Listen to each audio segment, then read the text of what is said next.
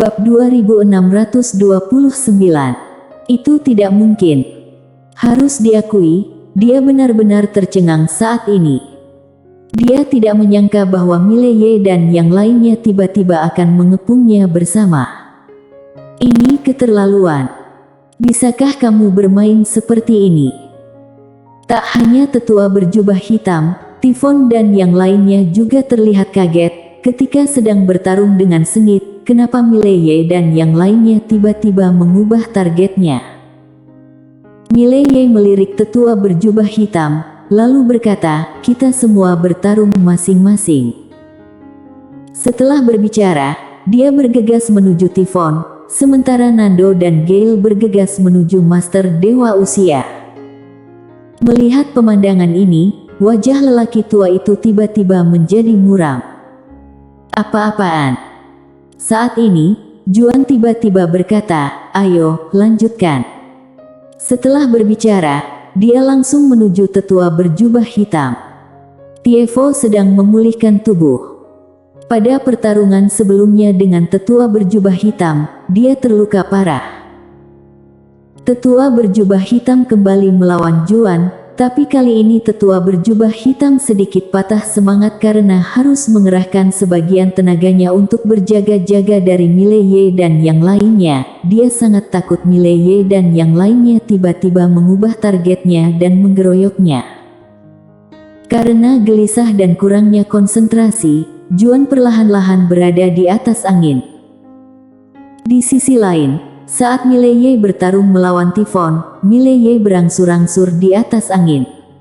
Hingga saat ini, dia belum menggunakan satu pedang menebas kehampaan. Setelah terobosan, dia juga ingin melepaskan kekuatan dirinya. Dan bertarung adalah cara terbaik untuk melepaskannya. Tifon juga secara bertahap menemukan niat Mileye, tapi dia tidak bisa melakukan apa-apa. Dia bisa merasakan bahwa Mileye belum mengerahkan kekuatan penuhnya. Bocah ini masih punya kartu andalan. Pada saat ini, dia tiba-tiba menjadi sedikit gelisah. Siapa bocah ini? Dia tidak segila tetua berjubah hitam, yang merasa bahwa klan siluman surgawi benar-benar tak terkalahkan di seluruh alam semesta. Klan siluman surgawi memang kuat, tapi tentu saja tidak sekuat hingga menjadi yang tak terkalahkan seluruh alam semesta. Yang dikhawatirkannya adalah kali ini klan siluman surgawi menyinggung orang hebat. Bang! Pada saat ini, sepotong cahaya pedang pecah, Tifon ditebas mundur ribuan kaki oleh Mileye. Saat Tifon berhenti, ratusan cahaya pedang tiba-tiba muncul di sekelilingnya dengan aneh. Tebasan masa depan. Ratusan pedang ini, ruang waktu yang muncul berbeda. Tifon menyipitkan matanya sedikit, dia terkejut di dalam hatinya, dia tidak berani ceroboh, dia mengepalkan tangannya dengan erat dan berjongkok di tengah jalan, dengan raungan, kekuatan yang menakutkan keluar dari tubuhnya. Bang! Dalam sekejap, cahaya pedang yang tak terhitung jumlahnya hancur dan musnah. Setelah beberapa saat, cahaya pedang menghilang, dan Tifon muncul di hadapan Mileye. Pada saat ini, seluruh tubuh Tifon ditutupi dengan bekas pedang yang padat, dan setiap bekas pedang sangat dalam. Meski tubuh fisik Tifon tidak sepenuhnya rusak, Tifon memang terluka parah. Pada saat itu, Mileye tiba-tiba menoleh untuk melihat tetua berjubah hitam di kejauhan. Dan setelah memperhatikan adegan ini, wajah tetua berjubah hitam itu seketika berubah drastis. Dia mengabaikan Juan, menoleh untuk melihat Mileye tiba-tiba, dan berkata dengan marah, "Apa yang kamu lihat?" Mileye. Tetua berjubah hitam menatap Mileye, seakan Mileye adalah musuh pembunuh ibunya. Mileye sedikit terdiam. Pak tua ini juga master alam reinkarnasi, kenapa dia seperti burung yang ketakutan? Pada saat ini, beberapa teriakan tiba-tiba datang dari samping. Mileye menoleh untuk melihat, tidak jauh, Gale dan Nando telah membunuh beberapa master dewa usia dari klan siluman surgawi berturut-turut. Melihat adegan ini, wajah tetua berjubah hitam dan Tifon tiba-tiba menjadi jelek. Apakah mereka akan dikeroyok sekarang? Mileye tiba-tiba tertawa, kalian jangan gugup, kami tidak akan mengeroyok kalian. Mendengar hal itu, tetua berjubah hitam menghela nafas lega, pemuda ini masih punya sedikit moral seni bela diri. Saat ini, Mileye tiba-tiba tertawa. Tentu saja, itu tidak mungkin, haha. Mengatakan itu, mereka bertiga langsung bergegas menuju tetua berjubah hitam. Tievo yang sudah sembuh, bertanggung jawab menahan Tifon itu. Melihat Mileye dan yang lainnya bergegas ke arahnya, ekspresi tetua berjubah hitam berubah seketika. Tanpa ragu, dia berbalik dan menghilang di ujung langit berbintang. Melarikan diri. Dia dengan tegas memilih untuk melarikan diri. Tegar. Harga diri. Omong kosong. Ini semua omong kosong. Kelangsungan hidup adalah hal yang paling penting. Berkelahi sendirian, dia secara alami tidak takut pada salah satu dari Mileye berlima, tapi dia pasti tidak tahan dengan keroyokan, jadi dia dengan tegas memilih untuk melarikan diri. Melihat tetua berjubah hitam menyelinap pergi, Mileye dan yang lainnya tercengang, Pak tua ini malah kabur begitu saja. Apa-apaan? Seolah memikirkan sesuatu, Mileye dan yang lainnya menoleh untuk melihat ke arah Tifon. Wajah Tifon berubah drastis, dan dia hendak menyelinap pergi, tapi saat ini, Mileye dan yang lainnya sudah bergegas ke sisinya. Keroyokan. Bum bum bum. Segera, ada raungan di lapangan. Dengan cara ini, setelah sekitar 1 jam, seluruh langit berbintang menjadi tenang. Dan pada saat ini, tubuh fisik Tifon itu hancur, dan jiwanya pudar. Belum mati, tapi hampir. Tifon tiba-tiba meraung, Medi. Ada kemarahan dan keengganan yang tak ada habisnya dalam suara itu. Medi adalah orang tua yang melarikan diri sebelumnya. Padahal, kalau Pak tua itu tidak kabur, dengan kekuatan mereka berdua masih bisa menghadapi Mileye dan yang lainnya, lalu menunggu Master Klan Siluman Surgawi datang. Tapi dia tidak menyangka Medi akan mengkhianati rekan satu timnya secara langsung. Itu hanya tidak punya hati nurani.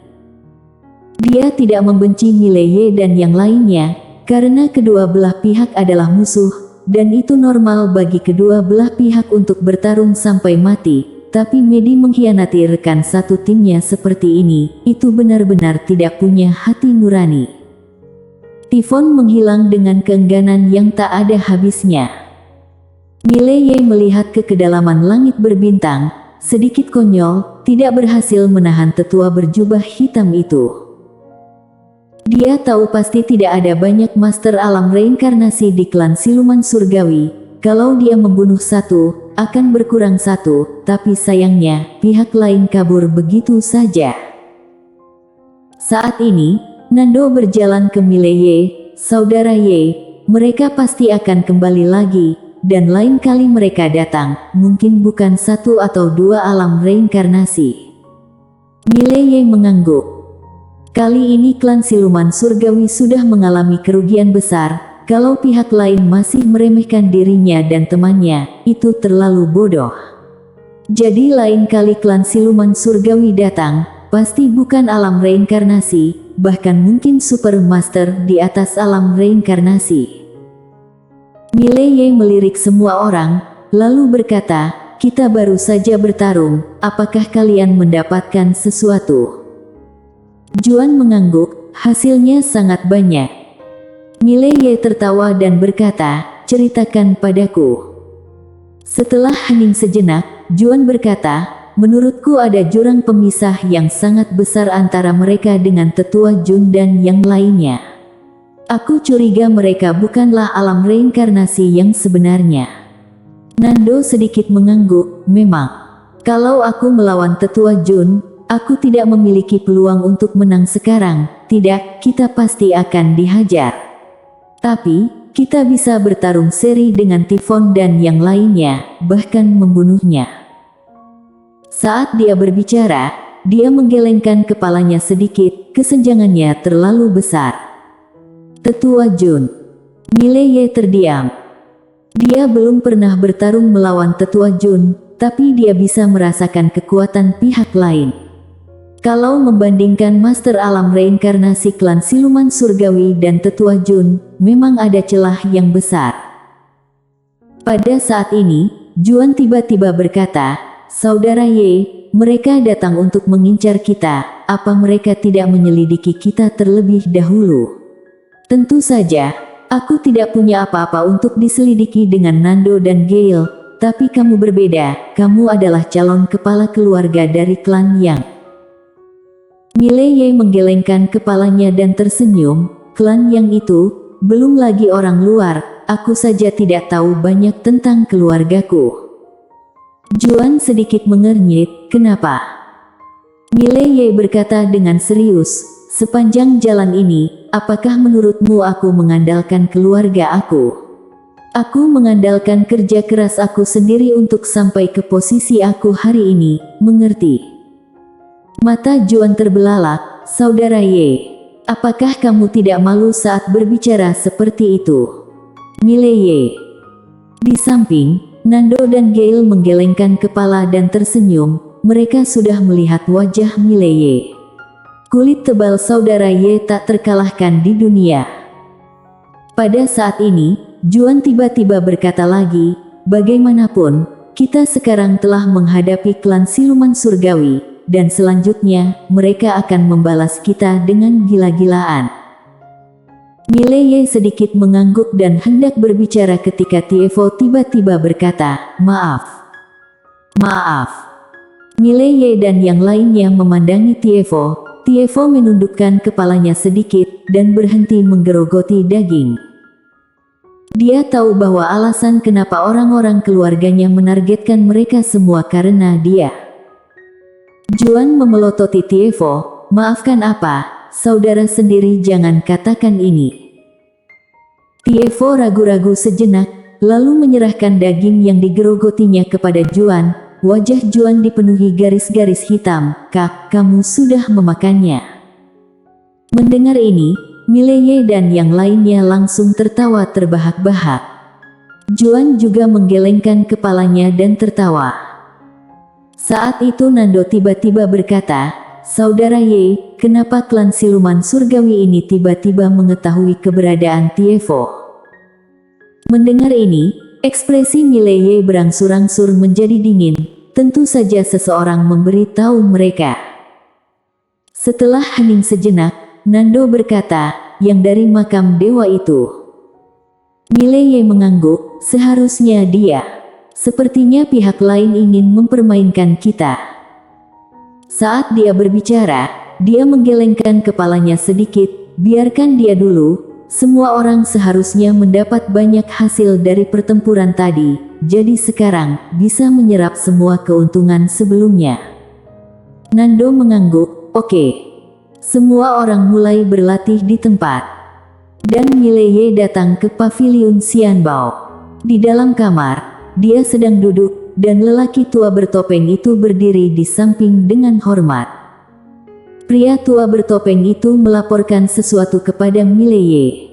Setelah sekian lama, Mileye berkata dengan tenang, "Apakah mereka sudah menyelidiki kami?" Pria tua bertopeng itu mengangguk, "Sudah.